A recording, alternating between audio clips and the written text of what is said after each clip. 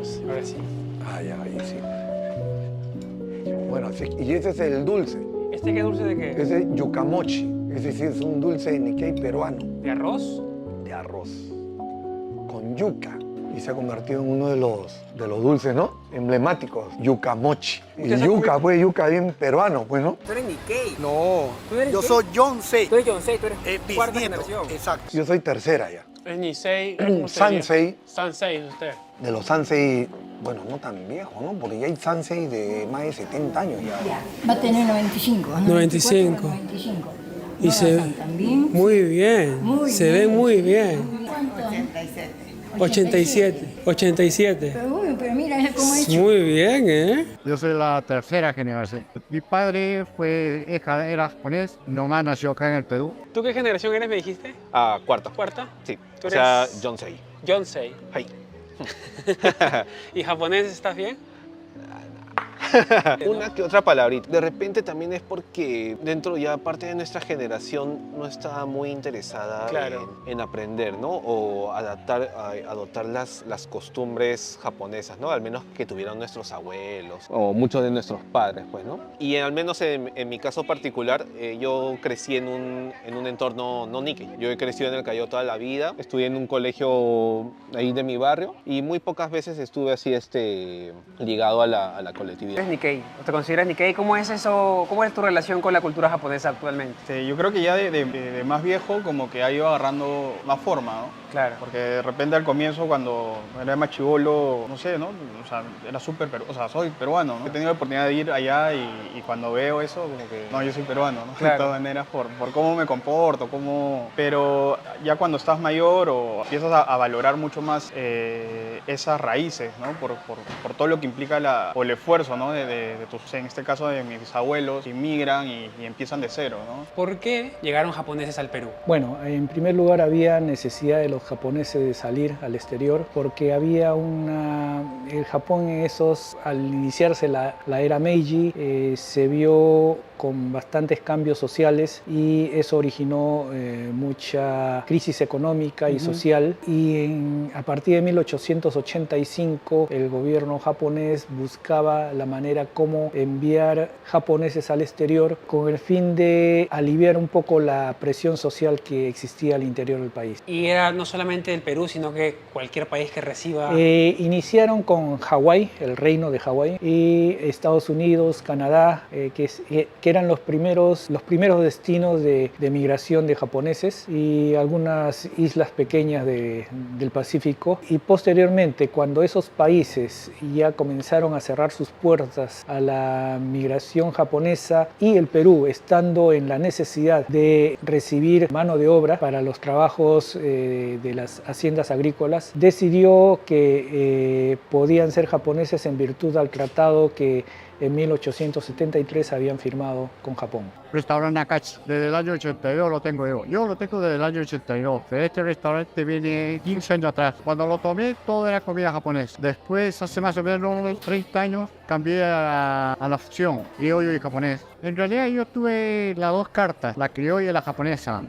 Conforme pasaba el tiempo, se iba fusionando la comida japonesa y la comida peruana. O sea, por decirte que es ahora lo que está en boga, los maquis, ya todo es fusión. Por decir el acevichado, la charaquita que le llaman. O sea, cuando yo pienso en eso, es bien loco y para mí la comida Nikkei es como, o sea, lo que comía con mi abuela, ¿no? Y ¿qué comía? No sé, patita con maní, caucao, tallarines rojos con papa a la huancaína. Y yo crecí con esos sabores porque mi abuela tenía un negocio de comida y eso tenía que vender. Y eso para mí es como mi niñez, ¿no? La comida criolla. Pero después ya de grande sí te das cuenta que comes distinto, ¿no? Yo, por ejemplo, al nido, me acuerdo ahora, al nido yo llevaba mi lonchera y mi mamá me mandaba huevo duro, pelado, sillao, con shoyu. Entonces yo abrí el huevo y está todo negro.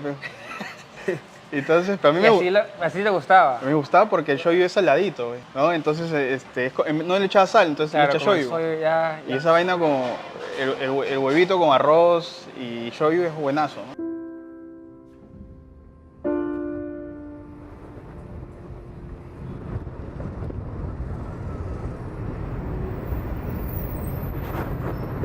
Gracias, buen día. En mi vida, primera vez que entro, o voy a entrar.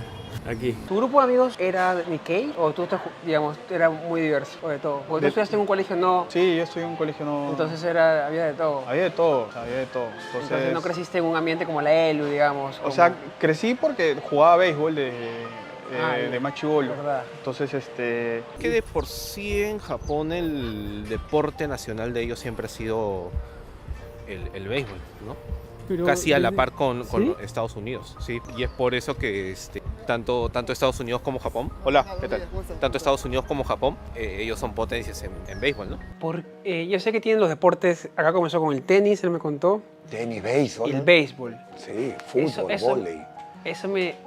¿Por qué el béisbol en la comunidad japonesa es tan fuerte? Porque Algo era- que no se sabe tanto. Porque era ese un deporte que trajeron los inmigrantes. Era el deporte. Pues ya se que- jugaba en Japón. Ya se jugaba en Japón, claro. Y entonces ellos son los que traen y enseñan el deporte a sus hijos, a lo de segunda generación. Primero, ¿de qué zona, sabe qué zona son los japoneses que llegaron a Perú principalmente? Sí, principalmente eran zonas de Niigata, la de mayor número, luego Yamaguchi y Hiroshima, que son las tres prefecturas más grandes de aportantes de la inmigración japonesa. Habían inmigrantes de Tokio, de Ibaraki y... Okinawa también. No, Okinawa, inicialmente no vino Okinawa. No viendo Okinawa, No vino Okinawa. ellos llegaron después. Sí. ¿Sabemos cuánta gente llegó en ese momento? 790 en el primer barco, en el primer grupo. ¿Cuánto duró varones. ese viaje? Ese viaje duró alrededor de 35 días. ¿Y qué fue lo primero que hicieron los japoneses al llegar? Bueno, lógicamente cada grupo tenía diferentes haciendas de destino. Depende de la hacienda que les había tocado, tenía mejor o peor trato, digamos, ¿no? O sea, ¿ya venían con contrato desde Japón? Sí, venían con contrato de Japón a través de una compañía migratoria, la Morioka, que les asignaba para cada hacienda un número de trabajadores. Una hacienda necesitaba 50, se les escogía 50 de un grupo determinado de un mismo origen, por ejemplo, de Hiroshima, o 150 de Yamaguchi, por ejemplo, para San Nicolás, ¿no? Sí. Entonces, hacían grupos uniformes para que no haya conflicto entre ellos tampoco. ¿Cuánto tiempo trabajaron dentro de las...? Hay trabajadores que cumplieron los 4 años contrato pactado inicialmente, pero hay otros que, por ejemplo, en el caso de la hacienda San Nicolás, es un caso muy atípico. A los primeros días de haber llegado a la hacienda, los japoneses hicieron una huelga.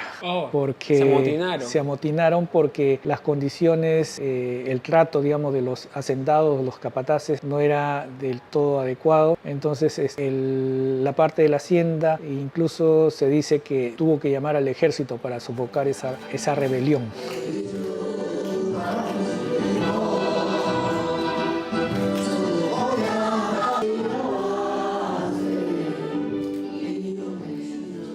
Hubo un caso interesante como el caso japonés más o menos, ¿no? De que los japoneses cuando llegan a Perú no tenían planeado quedarse, querían volver. O sea, su plan era regresar. Tenían un contrato de 4 años. Exacto. E incluso fue tanto el problema de que se comenzaron a buscar, por ejemplo, mujeres para que traigan aquí a Perú para que puedan los japoneses quizá ya no piensen tanto en el retorno, sino en cimentarse acá. Con los chinos tengo entendido que iba a pasar algo similar, solamente que el chino se mezcló mucho más rápido con la sociedad peruana y terminaron pues fusionando sus costumbres, pues, ¿no? Sí, además Y eso hacen todas las mañanas, todo el día estamos haciendo variado. variado. Cantamos, bailamos, ejercicios, manualidades, juegos. Qué Es un bonito. programa variado. ¿También bailan? Bailan. ¿Quiere ver?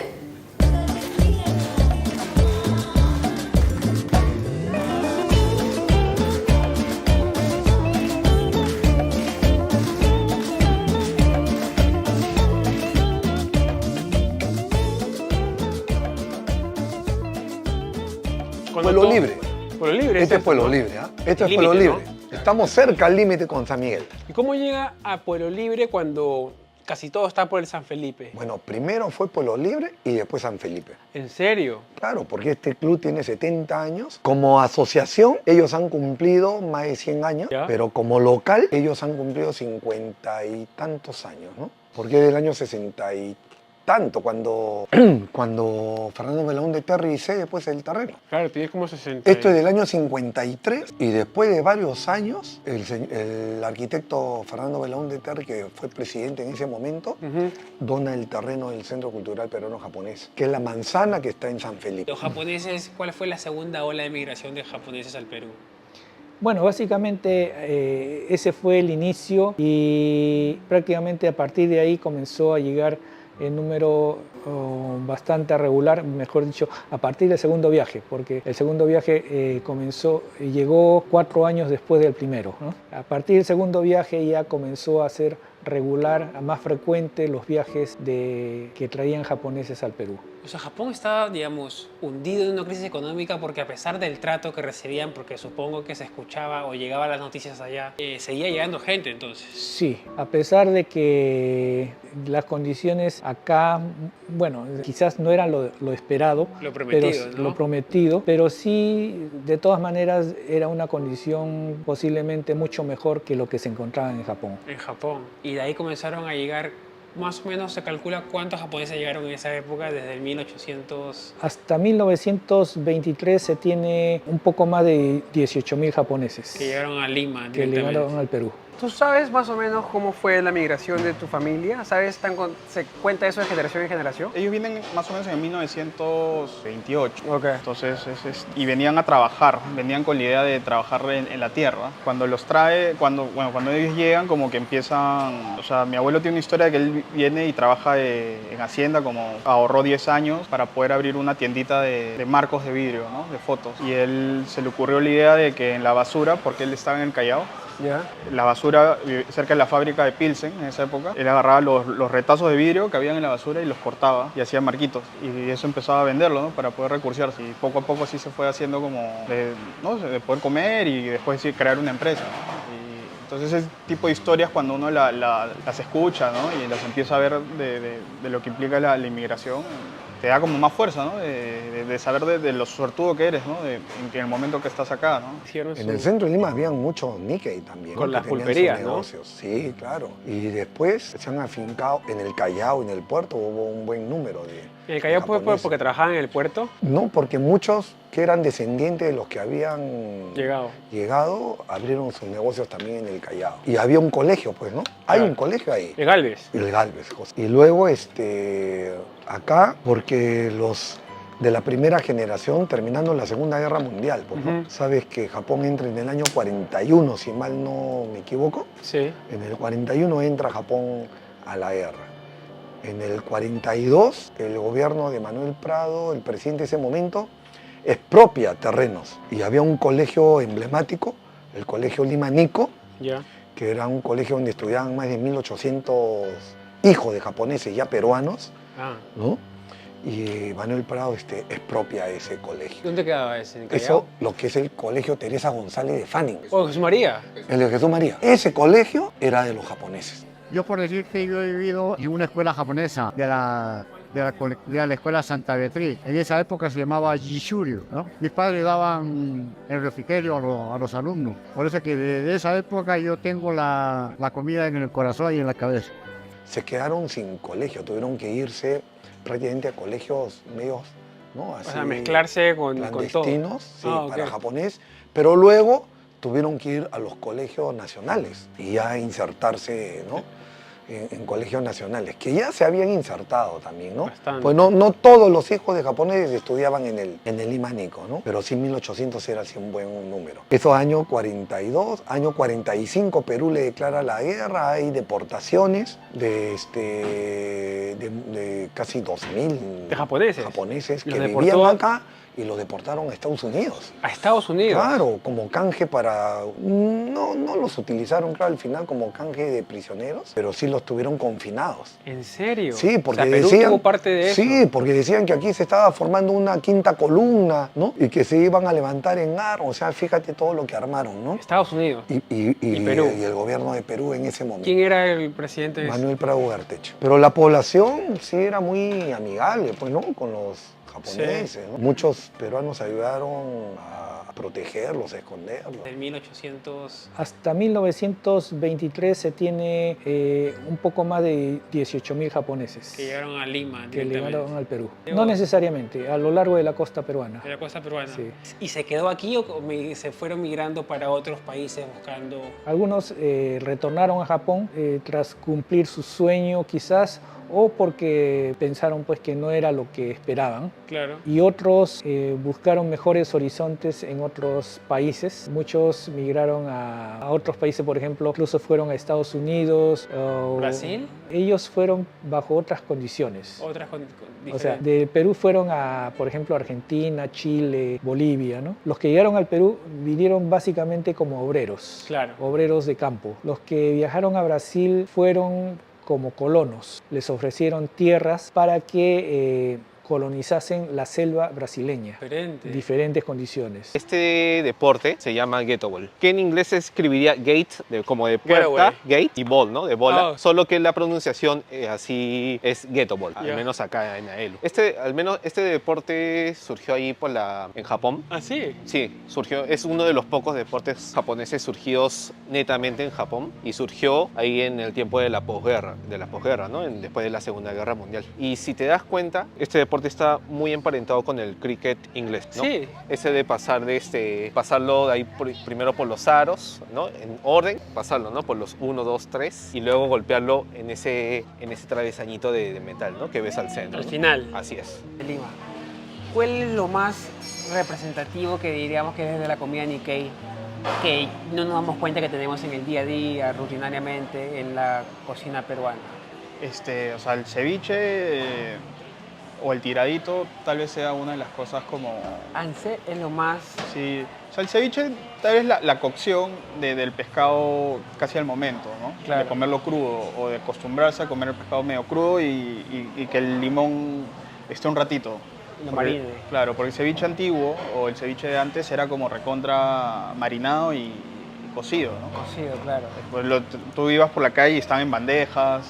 Con el jugo costadito, ¿viste? Claro, jugo echadito. La torre que hacían así, el jugo estaba acá. Y al toque te despachan, Y ¿no? te lo iban despachando, claro. Entonces el pescado ya está cocido. Entonces ya el japonés tenía la costumbre de comer el pescado crudo, ¿no? Entonces cuando fusionan eso, el pescado crudo con el juguito de ceviche al momento, la leche de tigre, han creado una de las mejores cosas del mundo, ¿no? Y entonces eso es algo...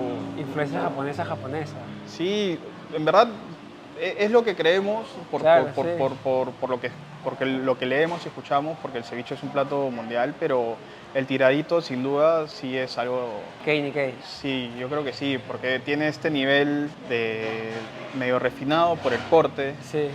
Y también el tiradito en su mayoría de veces no lleva mucha cebolla, o casi nunca lleva cebolla, ¿no? Claro. Entonces es como como un poquito más elegante, ¿no? Entonces, Claro, sí, tienes razón. Entonces, creería que esos dos platos, ¿no? Y después ya hay platos como más criollos o esa fusión, ¿no? Como el pulpo al olivo, que lo creó Rosita Yimura, o el batayaki, ¿no? Que lo creó Humberto Sato, creo, ¿no? Entonces eso para mí son los platos que yo creo que están como en un espacio especial en el corazón. Había de todo, pero básicamente predominaba, digamos, el negocio de comida. Restaurantes, fondas, cafetines y también bodegas. Pulperías, ¿no? Vendían comida peruana. Hoy en día podríamos hablar del caucao, la chanfainita, no sé, la papa a la huancaína quizás, ¿no? Entonces ellos comenzaron a preparar comida para los peruanos. Claro, ¿no? Claro. En su trastienda, o sea, generalmente vivían en la trastienda, o sea, tenían el negocio en la parte frontal, digamos, del local, y en la parte posterior tenían su vivienda. Sí. En la trastienda donde vivían solían cocinar su propia comida. Que era ya para ellos. Que era para ellos. Y así iban evolucionando esas dos comidas en forma paralela que poco a poco se iba modificando, o sea, a la comida peruana le iba modificando los sabores con ingredientes que ellos iban probando. Sí. Por ejemplo, se dice que en los años 40, 50, hasta los años 70, el peruano no consumía mucho pescado. No, mire, qué interesante, teniendo No. un mar tremendo acá. Sí, no consumía pescado y la clase acomodada simplemente consumía o el lenguado o la corvina. Y se dice que los pescadores incluso cuando cogían un pulpo, Sí. lo tiraban a la arena. No lo podían vender y porque no lo sabían preparar. Entonces el japonés iba, lo recogía y prácticamente era un manjar para él, ¿no? Lo sabían cocinar. Lo sabían cocinar. Eso es lo que también fue muy interesante ahora que vemos la comida Nikkei, pues la técnica japonesa y que se ve mucho en los platos ahora peruanos, ¿no? Claro. Mi corazón. Y tú ahora viniendo acá a tu emprendimiento, tú con este restaurante, ahora que la comida Nikkei está mucho más presente en la cultura peruana, ¿no? Porque antes no había tanto como hay ahora, ¿no es cierto? No, no. ¿No? Ahora Es un boom gigante y toda la gente abraza la cultura Nikkei y cada vez más se ve más información y más restaurantes como el tuyo. ¿Qué has intentado hacer con Maqueto? Con Maqueto hemos pasado por muchas etapas, como cualquier, no sé si como cualquier negocio, pero como un negocio real, ¿no? Donde al comienzo hacíamos cenas clandestinas y ahora vendemos mucho lo que es una barra de sushi y comida Nikkei caliente, ¿no? Entonces con Maqueto, en verdad, con Chuy, mi socio y mi hermana, lo que ahorita estamos tratando de lograr es que lo principal es que la gente creo que no se encasille en que haya algo Nikkei, sino que al final es un todo, ¿no? O sea, es venir a un espacio que te va a llevar a un sitio distinto y que lo que comas los preparamos nosotros, que nos sentimos, o sea, peruanos, pero a la vez tiene algunas influencias japonesas, pero sobre todo, no sé si Nikkei o peruano, pero sobre todo creo que mucho sabor, ¿no? Por ejemplo, en la época de Velasco, me acuerdo, había una veda de 15 días para la carne vacuna. Estaba prohibido la venta de carne de res por 15 días. Y eso era para propiciar el consumo de pescado. El consumo de pescado popular, digamos, el furel, la caballa, la anchoveta, que el peruano promedio no lo consumía. Eso se dice pues que, bueno, hizo que despertase un poco la preferencia por el producto marino. Casi forzado fue. Casi entonces. forzado, sí.